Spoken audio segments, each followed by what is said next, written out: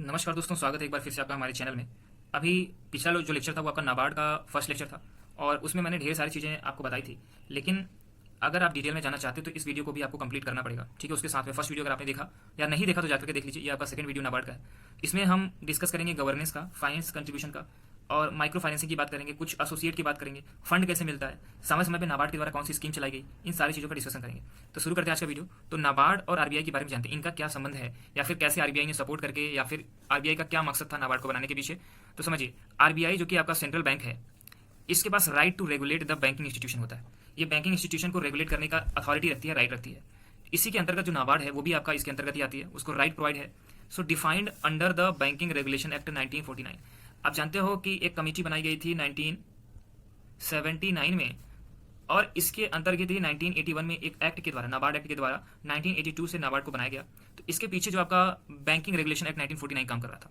मतलब कि कैसे डिफाइन किया गया कि नाबार्ड जैसी एक संस्था का जन्म हो सकता है या उसको बनाया जा सकता है, नाबार्ड जैसी संस्था को बनाया जा सकता है। उसके पीछे का जो रेगुलेशन एक्ट था वो था बैंकिंग रेगुलेशन एक्ट, जो कि 1949 में बनाया गया था। उसी में इसके डेफिनेशन को, नाबार्ड के डेफिनेशन को डिफाइन किया गया था।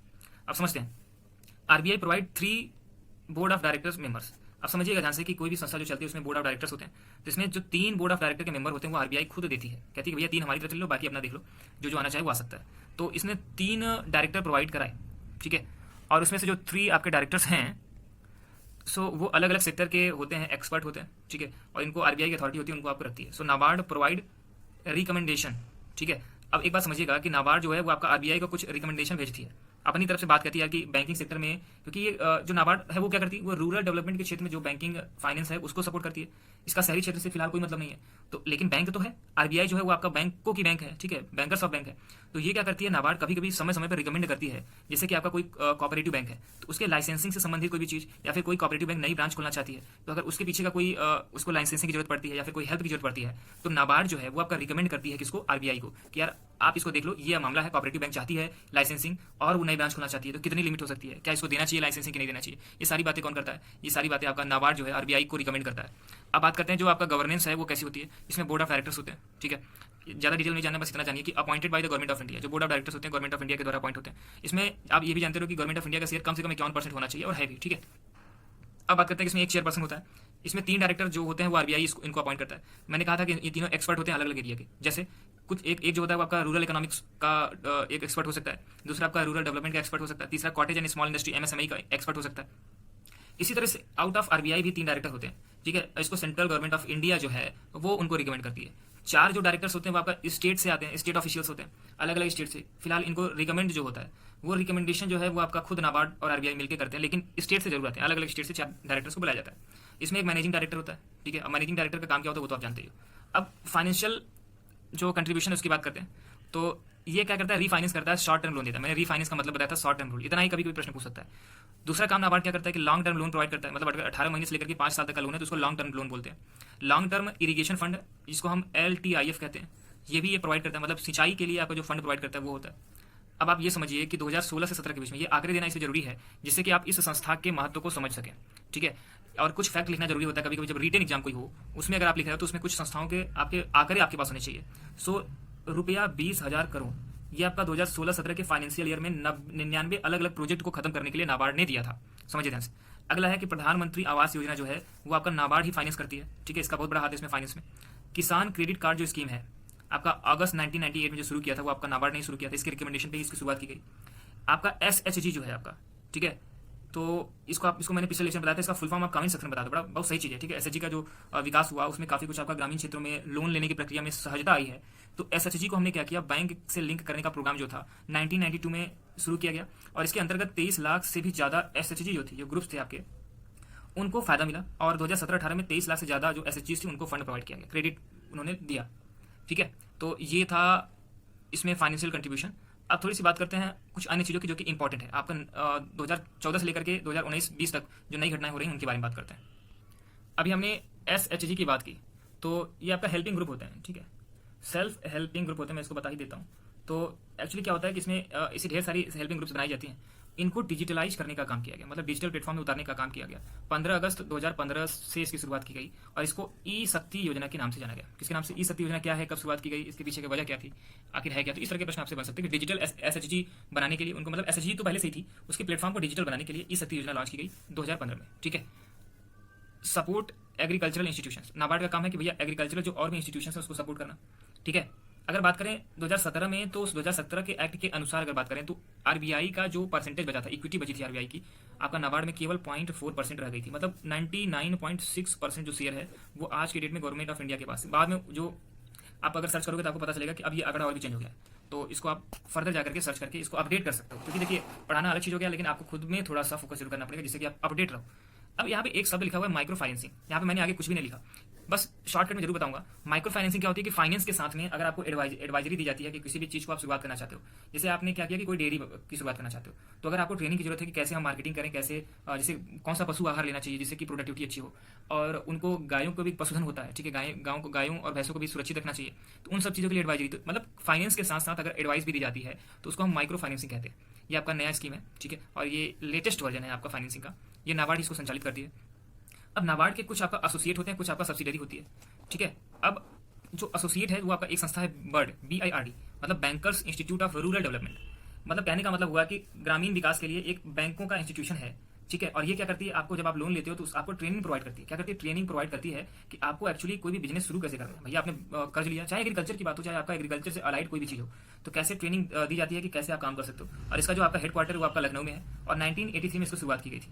अब सब्सिडरी की बात करें, क्योंकि आप जानते हो कि नाबार्ड जो है वो अपना काम अकेले थोड़ा करेगी, वो छोटे छोटे पार्ट में इसको डिवाइड कर देती है, तो काम के हिसाब से अलग अलग पार्ट में इसको डिवाइड कर देती है। तो इसमें 3-4 संस्थाएं हैं जिसका नाम यहाँ पे मैं ले रहा हूँ। एक है आपका नैबकॉन्स, NABCONS, तो जो नैबकॉन्स एक संस्था है, तो ये आपका क्या होता है, इसका नाम फुल फॉर्म आप समझिएगा, नैबकॉन्स का full form NABARD consultancy service, ये कंसल्टेंसी प्रोवाइड कराती है। इसी तरह से आपका नैबफिन्स है, NABFINS, तो ये क्या करती है, नाबार्ड फाइनेंशियल सर्विसेज। ठीक है, ये आपका नाबार्ड फाइनेंशियल सर्विस प्रोवाइड करती है, नाम से भी क्लियर है, ज़्यादा डिटेल जाने की जरूरत नहीं है फिलहाल। और आपका एक नैब किसान, ये क्या करता है, नाबार्ड किसान फाइनेंशियल लिमिटेड। और एक आपका क्या है, आपका ABFL, मतलब एग्रीकल्चरल बिजनेस फाइनेंस लिमिटेड। तो ये अलग अलग सब्सिडरी है और नाम के हिसाब से आप समझ सकते हो कि इनका क्या काम हो सकता है। अब बात करते हैं कि फंड कैसे प्रोवाइड होती है। ठीक है, कैसे कोई भी फंड प्रोवाइड करता है अपनी अलग अलग संस्थाओं को। तो एक है आपका RIDF, एक है आपका LTIF, एक आपका है MIF। फिलहाल हमने इसको फर्स्ट लेक्चर में बात की थी, लेकिन एक बार फिर से समझिए कि जो RIDF मतलब फंड कैसे कैसे मिलता है। नाबार्ड में भी जो अलग अलग सेक्टर के लिए अलग अलग सब्सिडरी है जो कि फंड प्रोवाइड कराती है। एक आपका रूरल डेवलपमेंट इंफ्रास्ट्रक्चर फंड है, मतलब कि ग्रामीण विकास तो है, लेकिन अगर इंफ्रास्ट्रक्चर के लिए, सड़क के लिए, घर के लिए, तो वो उसके लिए फंड ये प्रोवाइड करती है। दूसरी संस्था है लॉन्ग टर्म इरिगेशन फंड, मतलब अगर लॉन्ग टर्म के लिए सिंचाई के लिए अगर कोई फंड चाहिए तो उसके लिए कौन प्रोवाइड करता है, LTIF, ये संस्था है आपका long term irrigation fund provide करती है। और 2017 में LTIF का जो कैपिटल प्राइस था या फिर उसके पास जितने पैसे थे वो गवर्नमेंट के द्वारा 20,000 करोड़ रखे गए थे। उसके बाद आज की डेट में 40,000 करोड़ तक पहुंचा दिया गया, मतलब फिर से 20,000 करोड़ इसमें आपका फाइनेंशियल ईयर 2017 में ही रखा गया। उसके बाद आपको 40,000 का कैपिटल इसका हो गया, किसका, LTIF का। अब समझिएगा कि माइक्रो इरिगेशन फंड MIF जो होता है 2017-18 में इसको 5,000 करोड़ रुपए इसको प्रोवाइड किए गए। और इसका एक नारा भी था, नारा करिए, या फिर इसका एक वर्ड था कि पर ड्रॉप मोर क्रॉप, मतलब कि हम क्या करेंगे कि कम पूंजी में ही ज्यादा क्रॉप उत्पन्न करेंगे। समझ रहे? अब एक स्कीम चलाई गई थी नाबार्ड के अंतर्गत, उसको आप यहाँ पे समझने की कोशिश करेंगे। यह है लीड बैंकिंग स्कीम 1969।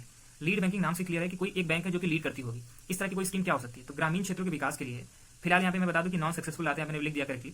तो ग्रामीण क्षेत्रों के विकास के लिए क्या किया गया कि एक अलग अलग क्षेत्रों के हिसाब से एक ऐसे बैंक को जिम्मेदारी दी जाती थी कि आप बैंकिंग सर्विस के बारे में बताइए उस क्षेत्र के लोगों को, जो कि उस क्षेत्र की सबसे बड़ी बैंक होती थी, चाहे वो कोई भी बैंक हो, कोई भी नेशनलाइज बैंक हो, वो उस पर काम करेगी। तो गैडगिल कमेटी थी आपका, तो गैडगिल कमेटी के रिकमेंडेशन के अनुसार उन्होंने कहा कि अगर आपको रूरल डेवलपमेंट करना है तो एक बैंक को उन्हीं के रिकमेंडेशन के हिसाब से आपके बैंक लगाई गई और ऐसे बैंकों को काम दिया गया कि भैया आप बैंकिंग सर्विसेज के बारे में बताओगे किसको, ग्रामीण लोगों को, ऑन द बेसिस ऑफ किसके बेस पे, चाहे वो आपका लीडिंग बैंक के बेसिस पे हो या फिर कोई भी अन्य फाइनेंशियल संस्था हो, वो उस क्षेत्र के लिए जिम्मेदार होगी। और समझते ध्यान से, इसको मैं अभी कंक्लूड करूंगा, अगर नहीं समझ आता तो आप हड़बड़ाएंगे नहीं। S नरीमन कमेटी फिर से बनाई गई, ठीक है, गैडगिल कमेटी के बाद एक S नरीमन कमेटी बनाई गई। तो उन्होंने एक अप्रोच जारी किया, टारगेट एरिया अप्रोच। ध्यान समझिएगा, कभी पूछता है कि टारगेट एरिया अप्रोच किसने जारी किया, तो S नरीमन ने किया था। और उनके हिसाब से क्या था कि डिस्ट्रिक्ट बेस्ट बैंक, जो आपका जिले की सबसे बेस्ट बैंक होगी, वो उस क्षेत्र के लिए सर्विस प्रोवाइड करेगी कि भैया लोगों को बैंकिंग सेक्टर के बारे में बात करो, उनके बारे में बताओ।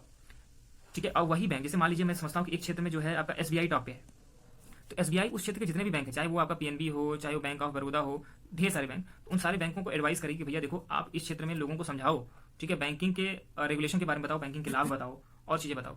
तो 1969 में ये आपका उन्होंने रिकमेंडेशन जारी की थी और उन्हीं के बेसिस पे लीड बैंक स्कीम जो है 1969 में चलाई गई, जो कि गैडगिल कमेटी की सिफारिश थी और एस नरीमन साहब ने टारगेट एरिया अप्रोच जारी किया था। इसको आप अच्छे समझिए क्योंकि कंफ्यूजन होता है इसमें कि किसने क्या किया। गैडगिल कमेटी के अनुसार ही लीड बैंकिंग स्कीम चलाई गई जो कि सक्सेसफुल बहुत ज्यादा नहीं रही, और एस नरीमन साहब ने बात की थी टारगेट एरिया अप्रोच की, मतलब कि डिस्ट्रिक्ट लेवल पे बैंक बनाओ। लेकिन लीड बैंक की बात किसने की थी? सबसे पहले गैडगिल कमेटी ने। समझिएगा ध्यान से, नाबार्ड में पढ़ने के लिए बहुत सी चीजें हैं, लेकिन आप कुछ इस तरह से मैं पढ़ा रहा हूँ जिससे कि आप अपने एग्जाम के बेसिस पे मैक्सिमम चीजों को पढ़ पाओ, एक आइडिया डेवलप हो जाएगा। तो उसके बाद अगर थोड़ी बहुत चीज बची भी आप खुद पढ़ लोगे। तो अब थोड़ी सी बात करते हैं आरआरबी की, क्योंकि आरआरबी भी ये आपका सब्सिडरी संस्था है, या फिर ये जो है आपका रीजनल रूरल बैंक जो है ये आपका नाबार्ड के दिशा निर्देश पे ही काम करता है। इसका हिंदी में मतलब रीजनल मतलब क्षेत्रीय, रूरल मतलब ग्रामीण, बैंक मतलब बैंक, तो आपका क्षेत्रीय ग्रामीण बैंक। ठीक है, तो इसके बारे में पढ़ते हैं। एक्चुअली ये आपका 3 लोगों से मिलकर बना होता है। किसके? सेंट्रल गवर्नमेंट, स्टेट गवर्नमेंट और स्पॉन्सर्ड बैंक, 3 लोग मिल करके एक आरआरबी को बनाते हैं। ठीक है, आरआरबी जो होता है वो आपका किसी ग्रामीण क्षेत्र में फाइनेंस प्रोवाइड करने के लिए की जाती है। इसमें सेंट्रल गवर्नमेंट जो होती है 50% लगाती है, state bank 15%, sorry state government 15%, और कोई भी स्पॉन्सर बैंक मतलब उस क्षेत्र का कोई बड़ा बैंक होगा, चाहे एसबीआई हो सकती है, आपका पीएनबी हो सकती है, बैंक ऑफ बड़ौदा हो सकता है, कोई भी बैंक वो आपका स्पॉन्सर बैंक बन सकती है। इसको शुरू किया गया था 2 अक्टूबर 1975 को, ये आपका जरूरी है। और इसका नाम था आपका प्रथमा ग्रामीण बैंक, इसको इंग्लिश में प्रथमा बोल लीजिए, तो प्रथमा ग्रामीण बैंक, जो कि मुरादाबाद यूपी में शुरुआत की गई थी।